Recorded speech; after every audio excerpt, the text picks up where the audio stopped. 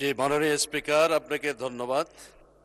আমি আব্দুস সাত্তার, 12 নীলফামারী 1 ডোমার ডিমলা 442 নম্বর তারকা চিহ্নিত প্রশ্নটি মাননীয় মন্ত্রী, বেসামরিক বিমান পরিবহন ও পর্যটন মন্ত্রী মহোদয়ের নিকট উত্থাপন করছি।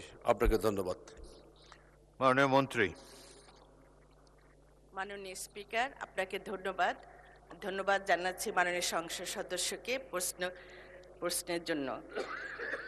মাননীয় স্পিকার, নীলফামারী 1 আসনের ডোমার ও ডিমলা উপজেলা দুটি সমৃদ্ধ ইতিহাস ও ঐতিহ্যমণ্ডিত সীমান্তবর্তী উপজেলা। ডোমার উপজেলায় চিলহাটি বন্দর, ময়নামতির গড় এবং ডিমলা উপজেলায় তিস্তা ব্যারেজ, বালাপাড়া বুরুজ প্রভৃতি স্থানে পর্যটনের সম্ভাবনা রয়েছে। দেশের পর্যটন সম্ভাবনাময় সকল স্থানকে নিয়ে মহাপরিকল্পনা প্রণয়নের কাজ হাতে নেওয়া হয়েছে। মহাপরিকল্পনা চূড়ান্ত হলে পর্যটনের সুষম উন্নয়ন নিশ্চিত করা সম্ভব হবে। ধন্যবাদ মাননীয় স্পিকার। মাননীয় সদস্য মোহাম্মদ আব্দুস সাত্তার একটি সম্পূরক প্রশ্ন করতে পারেন। জি, মাননীয় স্পিকার, আপনাকে অসংখ্য ধন্যবাদ। আমি আব্দুস সাত্তার, 12 নীলফামারী 1 ডোমার ডিমলা। সর্বাগ্যে আমি ধন্যবাদ জানাচ্ছি ডোমার ডিমলার সর্বস্তরের ভোটার বৃন্দকে মহান সংসদে তাদের পক্ষ থেকে প্রতিনিধিত্ব করার জন্য। মাননীয় স্পিকার, আজকে মন্ত্রী মহোদয়ের মাধ্যমে জানতে পারলাম যে মহাপরিকল্পনা চূড়ান্ত হলে এই সকল বিষয়ে আরও বেশি আর্থসামাজিক উন্নয়নে ভূমিকা রাখবে।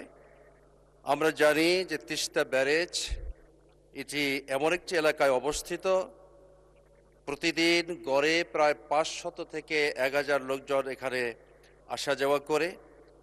এখানে আশেপাশে মনোরম পরিবেশ অবস্থিত। এটিকে পর্যটন নগরী হিসাবে যদি গড়ে তোলা হয়, বাংলাদেশের উত্তর জনপদটি আরও বেশি মনোরম পরিবেশ হবে এবং সেই সাথে আর্থসামাজিক উন্নয়নে ভূমিকা রাখবে। মাননীয় স্পিকার,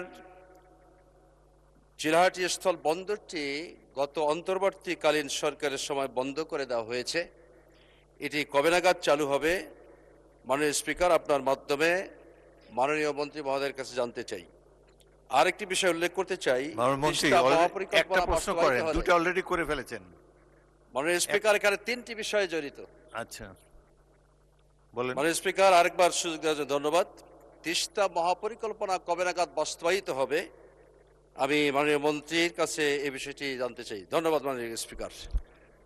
মাননীয় পর্যটন মন্ত্রী আফরোজা খানম। ধন্যবাদ মাননীয় স্পিকার। এই কিছুক্ষণ আগে আমি বলেছি যে একটা মাস্টার প্ল্যান করা হচ্ছে, সে প্ল্যানের বেসিসে আমরা সামনের দিকে এগিয়ে যাব। আর আপনারা সবাই জানেন যে বিগত বছর ধরে এই পর্যটনের উপর কোনো গুরুত্বই দেওয়া হয়নি। একদম খুবই পর্যটন কর্পোরেশনটাকে খুবই নাজুক অবস্থায় আছে। আমরা চেষ্টা করছি মাননীয় প্রধানমন্ত্রীর নির্দেশে সেই কর্পোরেশনটাকে একটু ভালোর দিকে নিয়ে যাওয়ার জন্য। আমাদের কিছুটা সময় দিতে হবে। তো ওনার প্রশ্নের উত্তর আমি বলছি যে যেটা উনি বলছেন যে তিস্তা ব্যারেজের ওখানে আমরা আপাতত নেই, কিন্তু মাস্টার প্ল্যানটা যখন আসবে তখন আমরা ওইখানে একটা আধুনিক হোটেল এবং আবাসন স্থাপন করার একটা পরিকল্পনা আমরা নিব। আর পরবর্তী পর্যায়ে আরেকটা বলেছেন যে যেটা আমি বলছি যে বর্তমানে আমরা চাচ্ছি যে কমিউনিটি বেসড ট্যুরিজমটা তৈরি করার জন্য চাচ্ছি, যেখানে পর্যটন শিল্পটাকে মানুষের মাঝে আরও নিয়ে যাওয়া যায়। আর যেটা বেশি ইম্পর্টেন্ট যেটা হলো যে আমাদের গাইড যারা আছে তাদের প্রশিক্ষণ দিতে হবে এবং হোটেলগুলি মানোন্নত করতে হবে। অনেক কিছু কাজ আছে যেগুলি ধীরে আস্তে আস্তে আমরা পর্যায়ে যাব, কারণ যেহেতু এটা আপনাদের তরফ থেকে এসেছে, নীলফামারীর জনগণের এই চাহিদাটা আমরা অবশ্যই মাননীয় প্রধানমন্ত্রীর নির্দেশে আমরা এটা বাস্তবায়ন করার চেষ্টা করব।